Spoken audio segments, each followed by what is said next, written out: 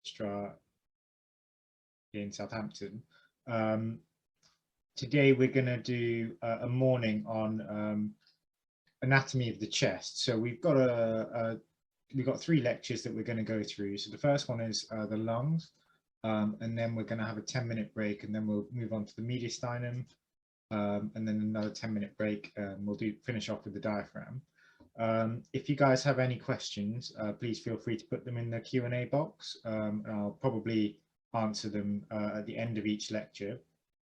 As with all our Quesmed lectures, they will be recorded, and there's also SBAs in them, so audience participation is strongly encouraged. So let's get started with the lungs and with the first question. So I'll give you 30 seconds to read the question, and we'll open the poll, and then 30 seconds to answer the poll as well.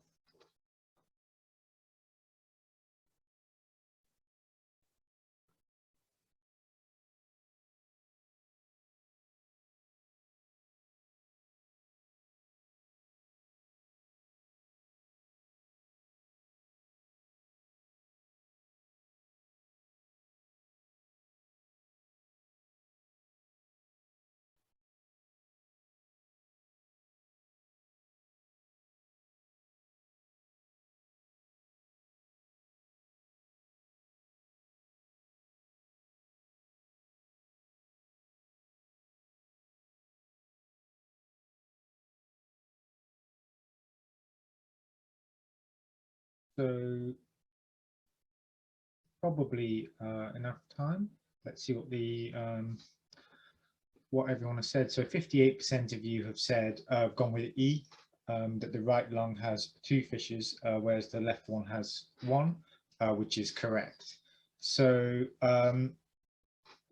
just as an overview of the lungs, so the main function of the lungs is to help with the exchange of gases, predominantly oxygen and carbon dioxide. Obviously, the lungs are within the thorax and they're on each side of the mediastinum. The right one is slightly larger than the left, and the reason for that, at least the way I justify it to myself, is that the left one has to make space for the heart, which is slightly on the left side of the chest, hence has to be a bit smaller. The right lung has 3 lobes, whereas the left one has 2. Again, I justify that as because of the heart and having to make space for the heart. And the right one has 2 fissures, whereas the left one only has 1. So just a little bit on the mediastinum. So the mediastinum is the thing in between the 2 lungs. It contains everything except the lungs and the pleura. It's in the midline, and we'll talk a bit more about the mediastinum in the mediastinal lecture, but basically it's bounded by the thoracic outlet at the top, the diaphragm at the bottom, the pleura on the sides, and the sternum and the vertebral bodies at the front and the back. So the relations of the left lung medially are as follows. So at the top, it's bounded by the first rib. The left subclavian artery passes over it superiorly and laterally, and you've got also got the left brachiocephalic vein, which passes just in front of that. You've got a large part of it that's in contact with the thoracic aorta, and also the esophagus. Obviously, the hilum is the conduit between the mediastinum and the left lung, so it's on its medial surface, and the aortic arch is obviously part of the thoracic aorta.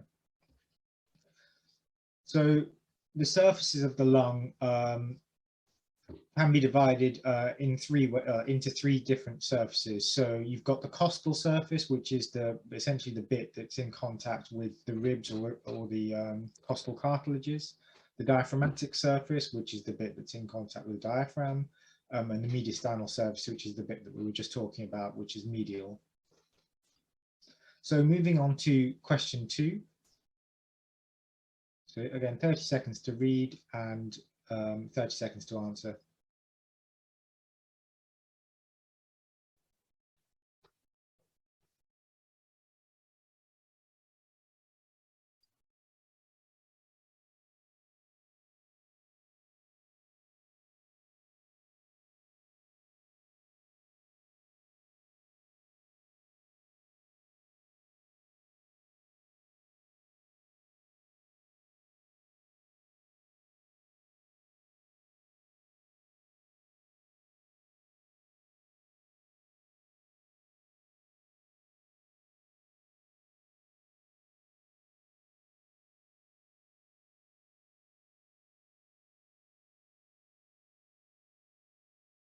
Okay, so we've got a bit of a spread here. So 38% of you have gone with D, right upper lobe. 22% of you have gone with A, right lower lobe. And then we've got between 11 and 18% have gone with the other three answers. And the answer here is right to lower lobe. So let's go into this a little bit more. So the trachea is the conduit between the lungs and the upper airway, or the pharynx. It's about 10 centimeters long, and it's fibrocartilaginous. So it's got cartilaginous rings, which are linked with like tough fibrous soft tissue. What it does, well, the whole point of it is to get air in and out of the lungs, and it allows the air to become warm and moist before getting into the lungs.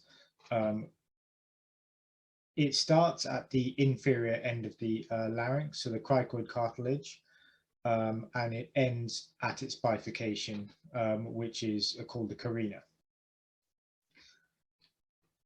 Once the trachea has split, it then becomes bronchi, or it becomes a bronchus. So you've got a primary bronchus, which is either going to be called the the right main bronchus or the left main bronchus, and then they split again, and then they split into the bronchi for the specific lobes. So on the right, you're going to have the upper lobe bronchus, the middle lobe bronchus, and the lower lobe bronchus. On the left, you just have the upper and the lower. And then these split again into segmental bronchi, which go into the segments of each lung, which we'll go into a bit more detail later. Just as an aside, the azygous vein, it arches. You've got this thing called the azygous arch, which is the terminal part of the azygous vein, which goes over the right main bronchus. And then it just enters the IVC just after it arches over the right main bronchus. In terms of the differences between your left and right main bronchi, the right one is shorter and it's wider and it's more vertical. This is quite important because it is more favorable for something to go down if you aspirate something, which is why the answer, which partly explains the answer to the question we just had. So because it's straighter than the left one, for example, a P is more likely to go roll into the right side.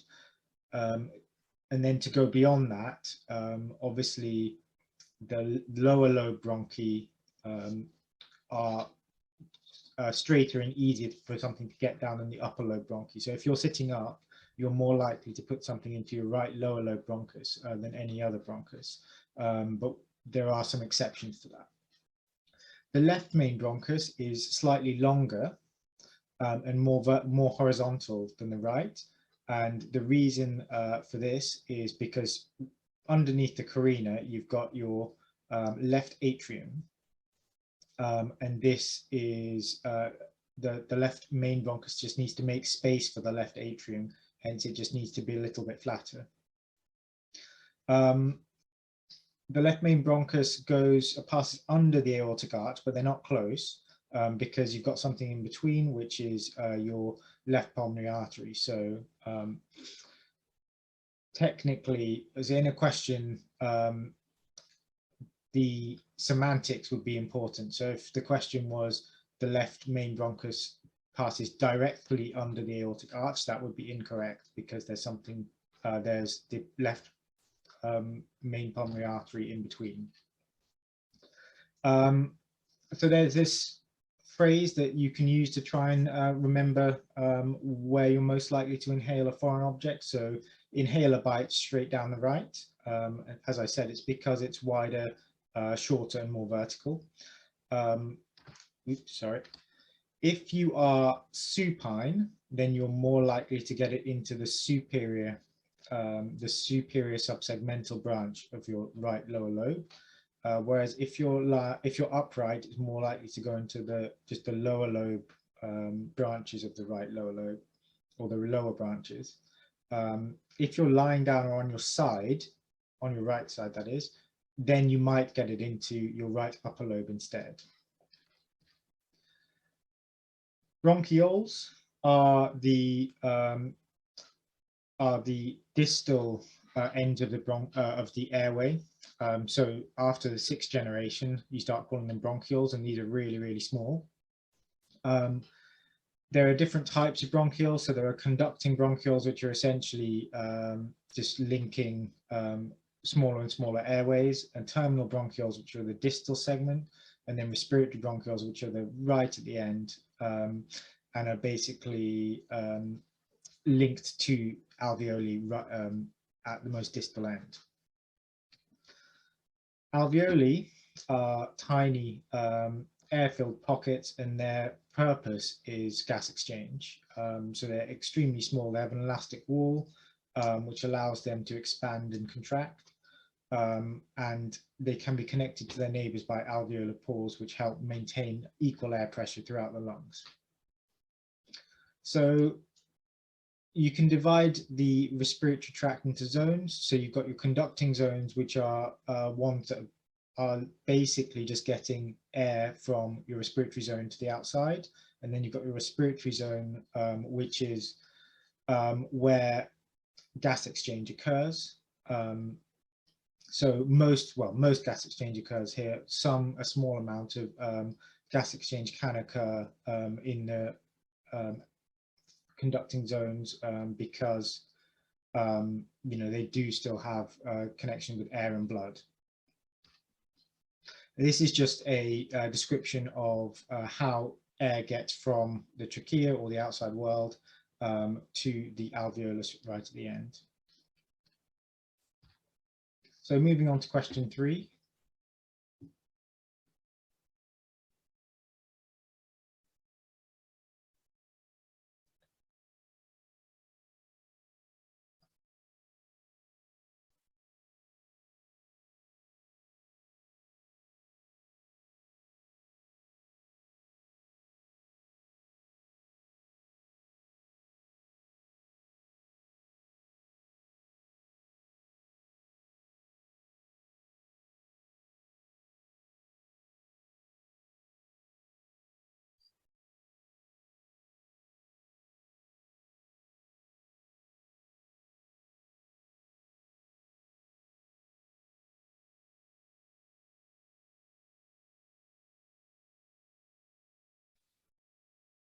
Okay, so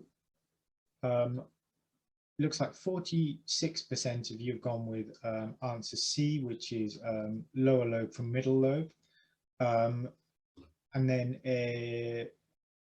23% have gone with upper lobe from lower lobe, and 17% have gone from upper lobe from middle lobe.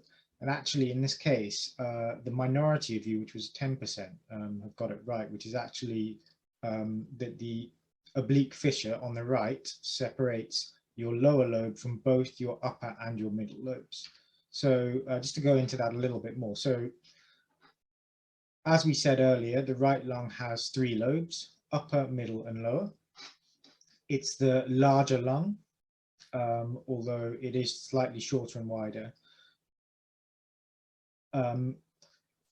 As we said, the differences in size are partly because, so that you've got the liver on the right side, which means that your right hemidiaphragm is slightly higher than your left, but you've got your heart on your left side, which makes your left lung slightly smaller anyway. So your oblique fissure is your big fissure in your right lung. It's found at the 7 o'clock position in the hilum, and it descends. As it descends, it becomes more anterior, and so it's pretty anterior by the time it gets to the base of your lung. You can say that it passes superolaterally around the lung at the 5th intercostal space, and it joins the horizontal fissure at the 4th intercostal space, roughly at the line of the mid-axillary line. Its posterior border is the level of the T4 vertebra, and it crosses the mediastinal surface where it meets the this posterior superior part of the hilum at about the 1 o'clock position. So let's look at this in a diagram. So you can think of it as running from back to front or front to back. It doesn't really matter which way you think about that. But at the top, it starts at the 1 o'clock position with respect to the hilum. So if we imagine, sorry, I should point out, this is front and this is back. And you've got the clock face here around the hilum. So the superior part is at 1 o'clock and the inferior part is at 7 o'clock. And it runs either, so you can say it runs either superior posteriorly or anterior inferiorly, whichever way you prefer to think about it. And at this level, away from the hilum, it will also link with the horizontal fissure. The horizontal fissure, as we said, starts at the fourth intercostal space. It basically has a horizontal plane, hence its name, and it runs anteriorly. The anterior border is about at the fourth costochondral junction, which is what you'd expect, given that we know that it runs horizontally. And it makes an abrupt turn on the medial surface of the lung, and it communicates with the hilum at about the 9 o'clock position. So here we can see the horizontal fissure here, and this is roughly the 9 o'clock position with the hilum. So moving on to question 4.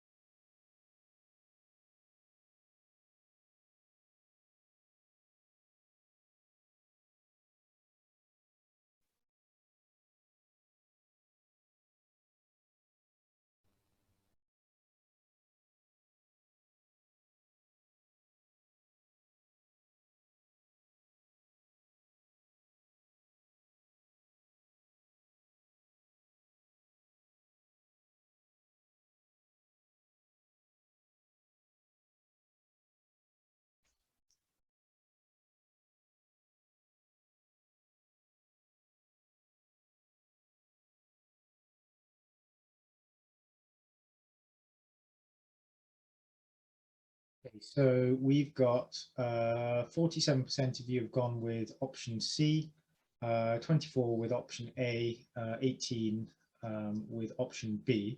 So the answer is here C, lower lobe. So what we've got is someone's been stabbed in the back of the chest, and basically it's halfway between the apex and the diaphragm. So that should be the lower lobe. So as I said earlier, the left lung has 2 lobes rather than 3 compared to the right. So it's got the upper lobe and the lower lobe. It has less tissue anteromedially because of the heart, and it only has 1 fissure. And as a way to remember it, you can remember this phrase. So left has less lobes and lingula. So it's only got 2 lobes and then plus the lingula, which isn't really considered a lobe in itself. The oblique fissure is similar on the left to the right. The difference being, so again, if we imagine this is front and this is back, so the oblique fissure comes in at the 10 o'clock position on the hilum superiorly and the 5 o'clock position inferiorly, and it's slightly more vertical than the same fissure on the right. That can be useful if you're ever looking at a lateral chest X-ray, because you can work out which lung you're seeing by working out which oblique fissure, or seeing the angles of the oblique fissure to work out which is left and which is right. The lingula is this tiny tongue of tissue in the left lung. It's considered to be part of the upper lobe, and it's basically the embryological analog of the middle lobe. And while the middle lobe has 2 bronchi, or 2 segmental bronchi, it has the medial and the lateral segmental bronchi. The Lingula also has two segmental bronchi, but they're called the superior and the inferior. So just to summarize the differences between your left and right. So the left lung has two lobes, as we've said, the right one has three. Consequently, the left only has 8 bronchopulmonary segments, whereas the right one has 10. We'll go into that a little bit later. The left lung only has 1 fissure, the right one has 2. The left is narrower and longer, although it's like, I think this might be incorrect. I think the left is smaller than the right. And the left lung has a lingula and a cardiac notch. So next question. So 30 seconds to read the question, 30 seconds to answer.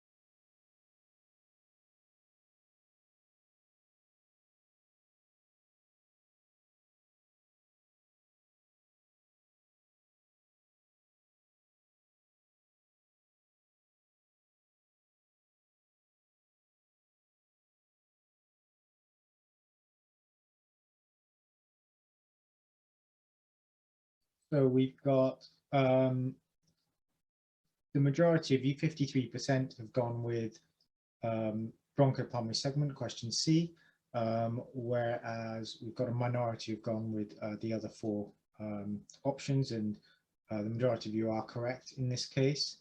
So the bronchopulmonary segment is a portion of the lung which has a specific segmental bronchus and its own pulmonary arterial branch.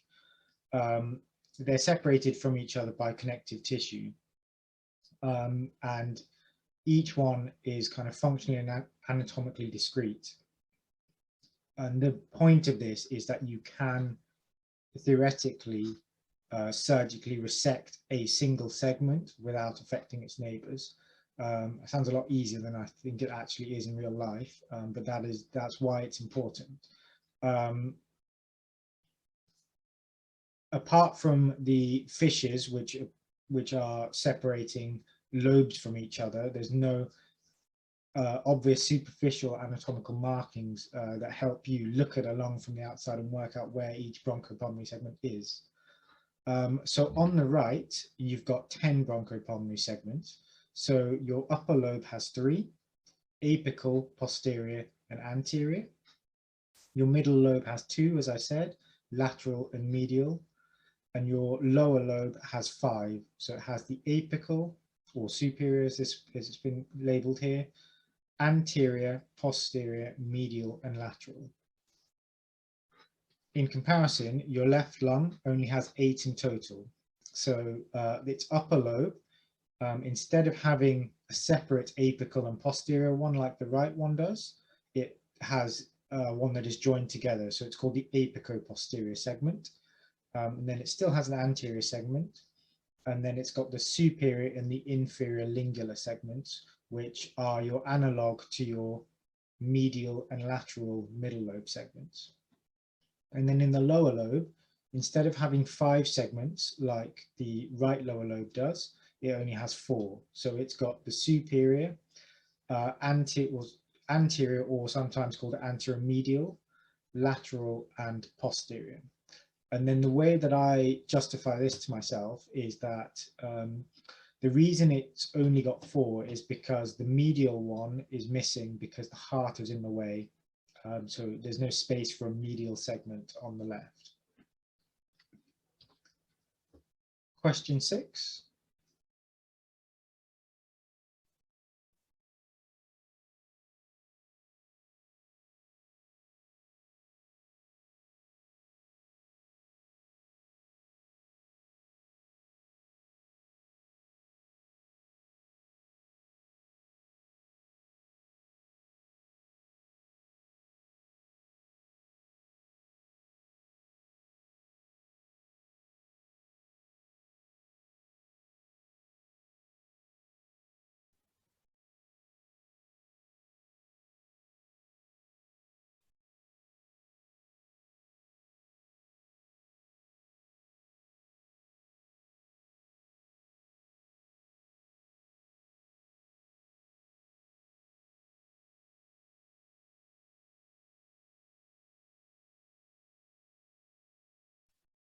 So we've got 65% of you have gone with option B, costodiaphragmatic recess. 19% have gone with inferior posterior mediastinum.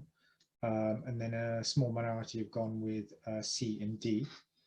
And so the answer here is costodiaphragmatic recess.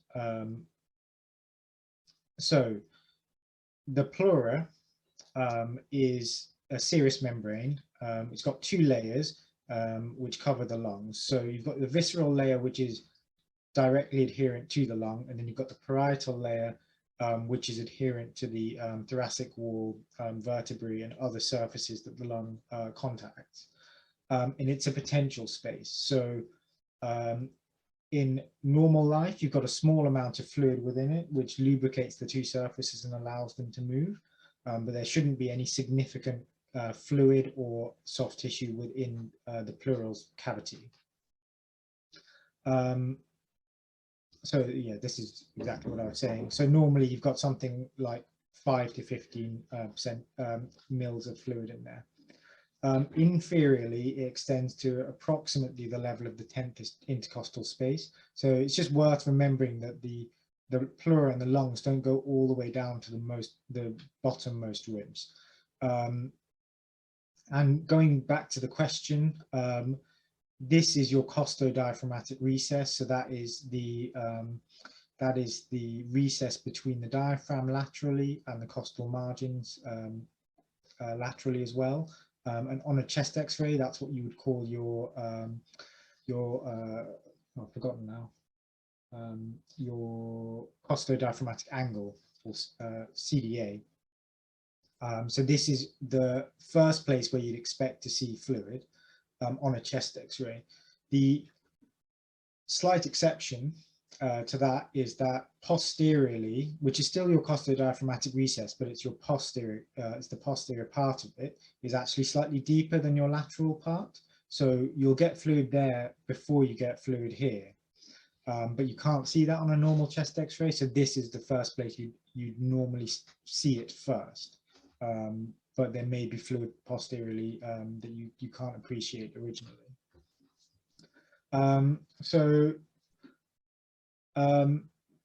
Talking about the recesses, so we already talked about the costodiaphragmatic recess, sorry, costophrenic angle, I'm being very silly this morning, is what you call it on a chest X-ray. You've also got your costomediastinal recess, which is anterior, and it's basically the connection between, not the connection, the reflection between your pleura medially and your mediastinal surface. It's not normally a place where you get that much fluid accumulating because it's not a dependent part of your pleura. So the relevance is when you're doing thoracentesis, which is basically taking fluid out of the pleural space. So it's important to understand the intercostal anatomy. So if any of you were at the ribcage anatomy lecture a couple of weeks ago, we talked about the neurovascular bundles that run in the intercostal spaces. And the really important bundle runs directly underneath the rib. So you need to try and avoid that when you put your needle in. So you aim to go as low in the space as you can. You also need to be aware of your liver and your spleen. So as I was saying, the diaphragm and the lungs don't extend all the way down to your lowest rib. Hence, you shouldn't stick your needle too low down in the rib cage. Otherwise you can go through the chest and into the liver or spleen, which is obviously not ideal. So the liver can go as high as the 5th intercostal space on the right, and the spleen can go as high as the 9th intercostal space on the left, which is why you've got something called your safe triangle, which is basically your mid-axillary line, and anywhere between the 2nd and 5th intercostal space is considered safe. So that's how people used to do thoracentesis or chest drain insertion, nowadays you're much safer, and people will be much more comfortable using an ultrasound to confirm exactly where the fluid is and where your important structures are before you stick a needle into the chest. So moving on to question 7.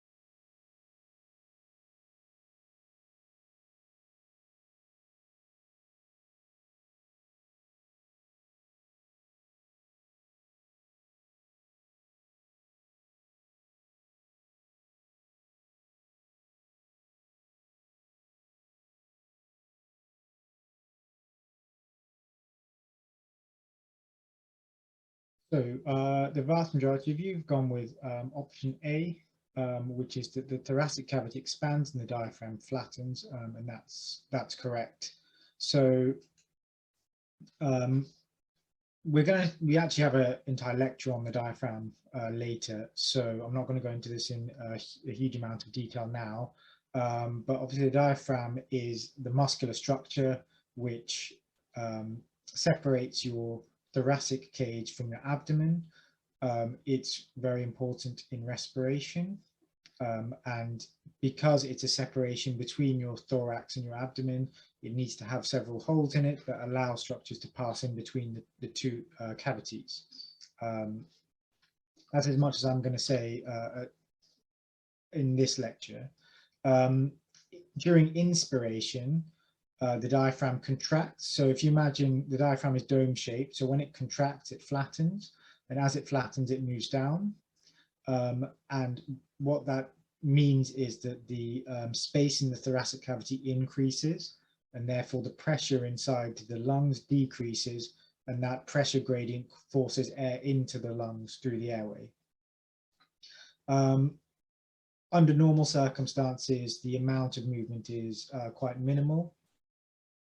If you're doing forced breathing, then you can move as much as 6 to 7 centimeters, and you also recruit additional accessory muscles in order to increase the size change of the thoracic cavity, which then increases the pressure. During expiration, normally the diaphragm just relaxes and domes upwards. This reduces the volume again, which then allows the pressure gradient to it reverses the pressure gradient, makes it slightly positive, which then pushes air out of the lungs and the respiratory tract. If you're doing active expiration, then in addition to that, you may use thoracic and abdominal muscles to speed up the pressure change and the volume change, and help increase both the amount of air that's being expelled, and also if you can reduce the thoracic volume more than normal, which again allows more air to come out than in normal circumstances. The motor innervation to the diaphragms comes from the phrenic nerve, so you've got your left and right, and your phrenic nerves come from your C3 to 5 nerve roots, and they're only motor.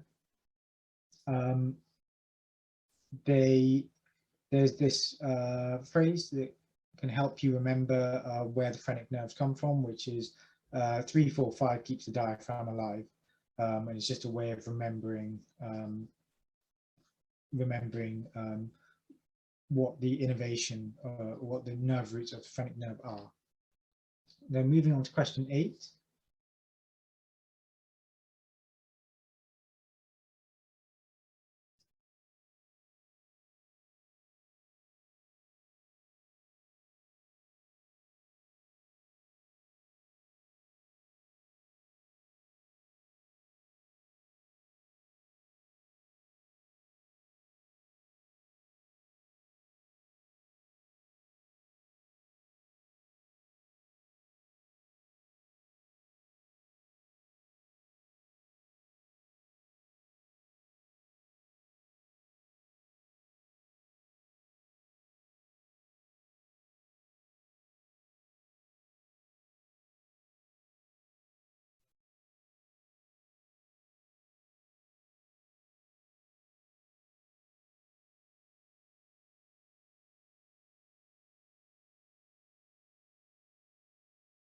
So we've got 67% of you who have said inferior pulmonary vein is the most inferior structure in the hilum. And then 21% have said inferior lobar bronchus, and 12% have said superior pulmonary vein. So most of you are correct in this case. So the next thing we're going to talk about is the hilum. And I found as a medical student, the hilum was one of the hardest things to understand because it just made no sense to me. It was all very complicated. So the hilum is a triangular depression found on the mediastinal surface of the lungs. And it's basically, as I said, it's the connection between the lungs and the mediastinum. And it's a conduit for things that need to pass in between the two of them. In terms of surface anatomy, the hila are roughly at the level of the fourth or fifth costal cartilages, or the T5 to 7 vertebral bodies. And as I said, it's the meeting point between the mediastinum and the pleural cavities.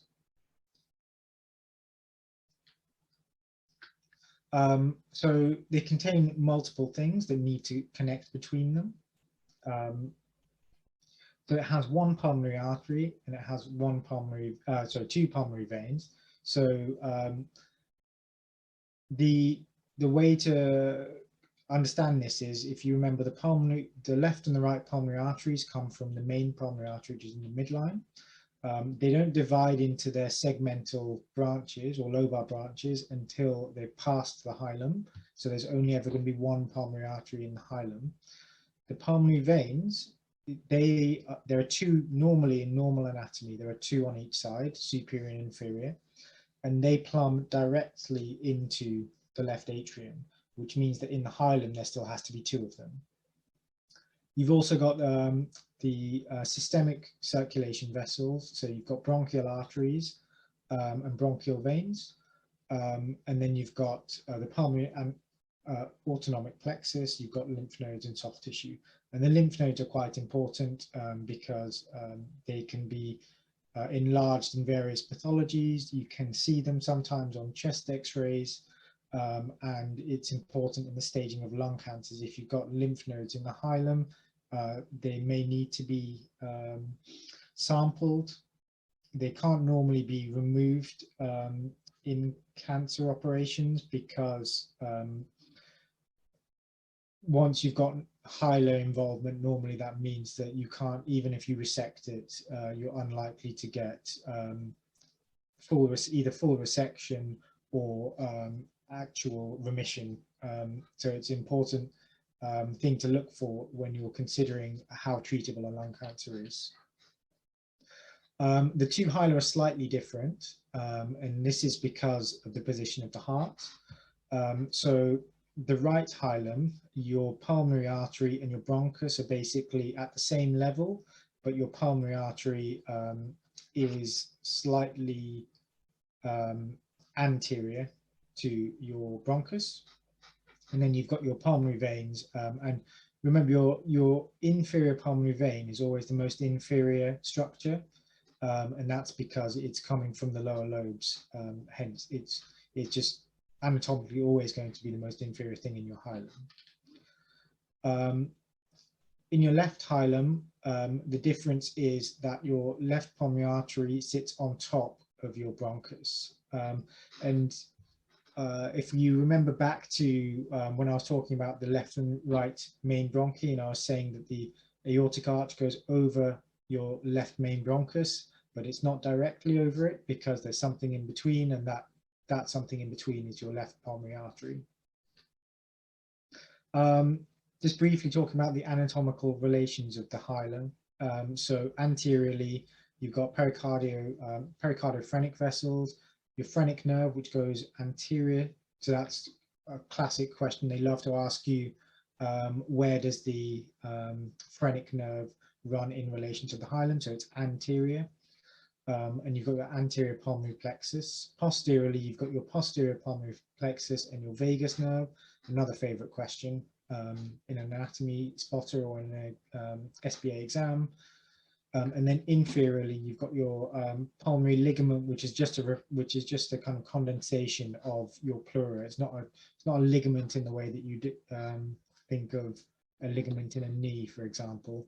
It's more of a ligament like you'd think of the falciform ligament in the liver,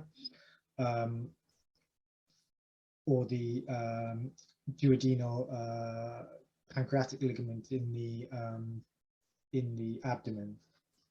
So the condensation of pleura.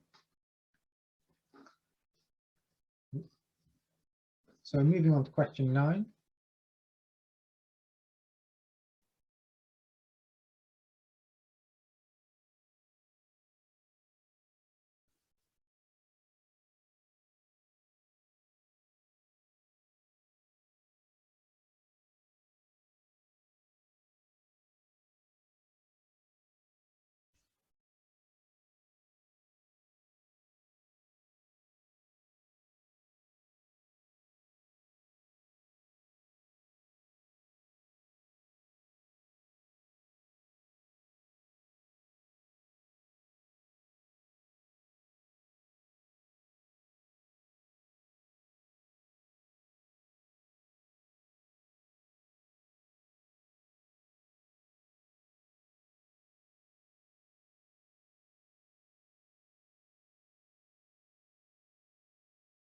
Okay, so we've got a little bit of variation here. So most of you, 41%, have gone with pulmonary vein. 32% of you have gone with bronchial artery, and 13% have gone with pulmonary artery or intercostal artery. And the answer is C, bronchial artery. So just to go into this question a little bit more, so it's asking what's bringing oxygenated blood to the lung parenchyma. So pulmonary vein takes oxygenated blood away from the pulmonary, away from the lung parenchyma. So the answer here is bronchial artery, because this is one of your systemic arteries, so it brings oxygenated blood towards it, like any other systemic artery would. So the lung has two blood supplies. It's got the pulmonary blood supply and the systemic blood supply. So the pulmonary blood supply, or the pulmonary circuit, is tasked with basically oxygenating the blood. So getting deoxygenated blood into the lungs and getting oxygenated blood back out to the heart. The systemic circuit is more like any other circuit or any other organ. Its job is to bring oxygenated blood to the parenchyma and take deoxygenated blood away from it. So your pulmonary circuit is your pulmonary arteries and your pulmonary veins. So your pulmonary arteries is your pulmonary artery is the only artery in your body that carries deoxygenated blood, and your pulmonary vein is the only vein in your body that carries oxygenated blood. So your pulmonary trunk or main pulmonary artery is your direct outflow from your right ventricle. It's quite short, and it bifurcates just behind the ascending aorta. It bifurcates into your right and your left pulmonary artery, and that's roughly at the level of C5-6, sorry, T5-6.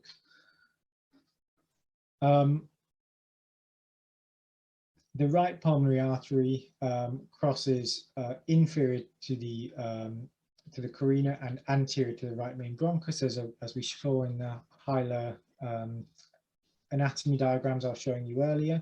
Whereas the left pulmonary artery is a bit shorter, and it goes over your left main bronchus but under your aortic arch. Your pulmonary vein, so as I said, in normal anatomy or standard anatomy, there's 4 of them, so a superior and inferior on each side, and they receive blood from feeding veins and they drain directly into the left atrium. Your right pulmonary veins, superior and inferior, pass behind your right atrium and your superior vena cava. Your left pulmonary veins, both superior and inferior, pass in front of your thoracic aorta. Moving on to the systemic circuit, so you've got your bronchial arteries, and these are highly variable arteries. They supply oxygenated blood to your lungs. They're considered paired. It's really variable how many there are on each side. So I think classically there are 2 on the right and 1 on the left, but this is really, really variable. And where exactly they arise from off the aorta is also really variable. They're important because you have certain patients, like those with cystic fibrosis and bronchiectasis, who present with massive hemoptysis or coughing up blood. Most of the time, hemoptysis will settle on its own without you having to do anything, but sometimes they're coughing up so much blood, or it's so frequent that you need to intervene. And one of the ways in which you can intervene is to embolize your bronchial artery and thereby reduce the amount of arterial blood flow to the lung. So in order to do that, you need to know where the bronchial arteries are, you need to find them, and then you need to put an embolic agent down them in order to reduce the blood flow within the artery. So that's the clinical importance of a bronchial artery. The bronchial veins are just small vessels that return blood from the larger bronchial structures within the root of the lung. On the right side, the bronchial vein drains to the azygous vein. On the left side, it drains to the superior intercostal vein. Your lymphatic drainage is important, as I said before. So your superficial or your subpleural drainage collects your superficial from the superficial parts or the peripheral parts of the lung tissue, whereas your deep drainage is from the bronchi and bronchioles. They empty into tracheobronchial nodes, and they can be inferior or superior. This level of knowledge is probably not necessary for your exams, but it's just there for you in case you want to review it. So we're moving on to question 10. So this is the last question.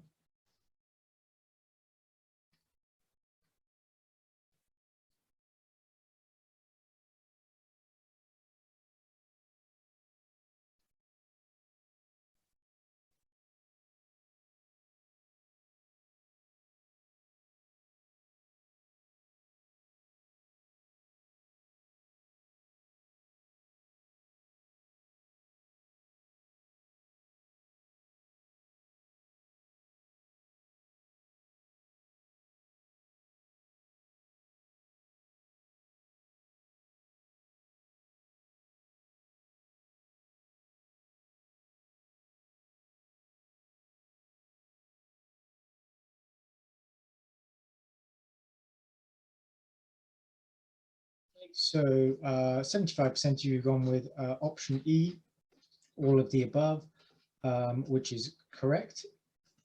So the nerve supply of the lung is a little bit complicated. You've got pulmonary plexuses, which are a combination of parasympathetic and sympathetic innervation.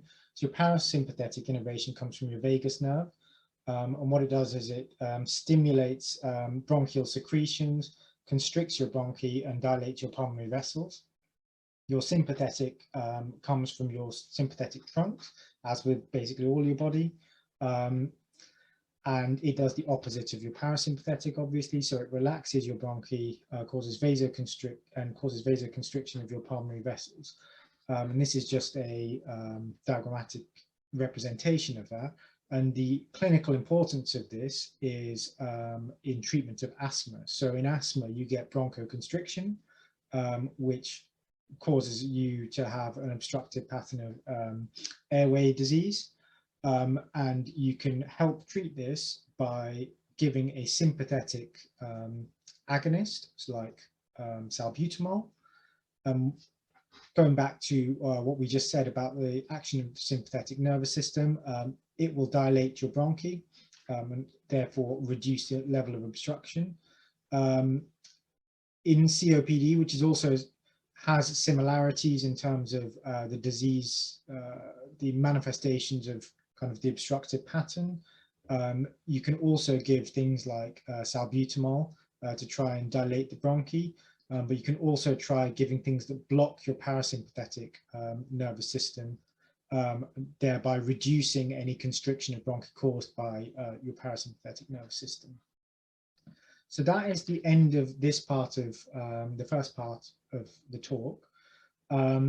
This is run 2 minutes over time, but this is also the longest lecture. So I think we'll be fine for the rest of the morning. I can see that we've got one question in the chat, which is what structures on the right were the superior and inferior LUL, which I think probably means left upper lobe bronchopulmonary segments analogous to. So if I just go back to this. So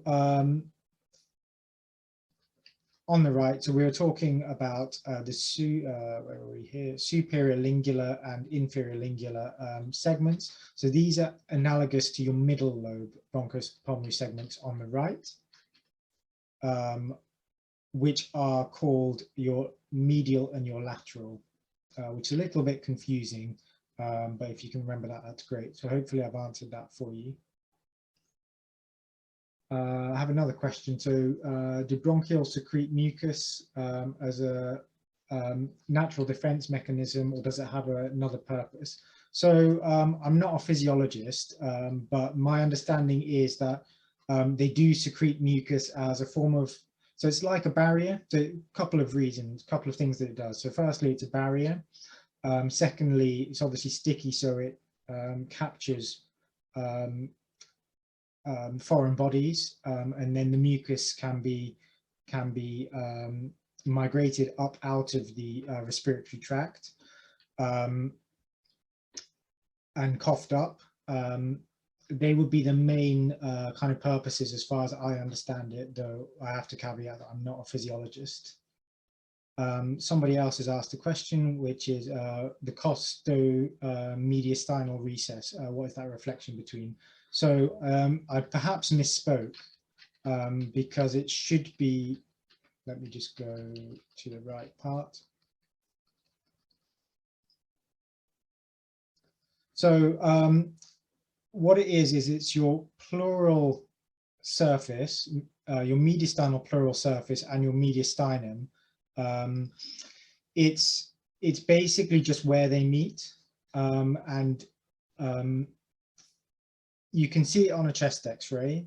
You could theoretically get fluid there, but as I said, it's not really a dependent part. So fluid's much more likely to want to go to your costodiaphragmatic recess than your costomediastinal recess.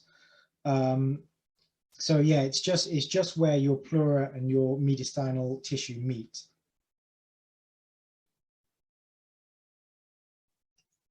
Do we have any other questions? Otherwise, what I'll do is I'll say, let's have a 10-minute break. So come back for 10:05.